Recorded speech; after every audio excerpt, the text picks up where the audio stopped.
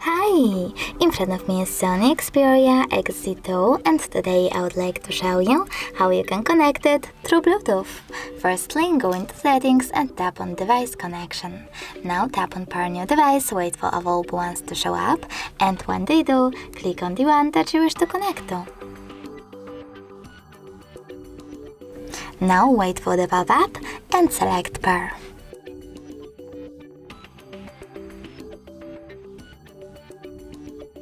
Come on.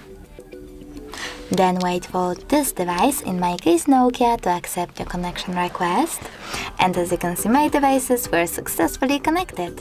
You can always disconnect them by clicking on this little gear icon next to the device and choosing forget. Now confirm your choice in the pop-up. Thanks so much for watching. If you enjoyed this video, don't forget to leave a like, comment and subscribe. Bye!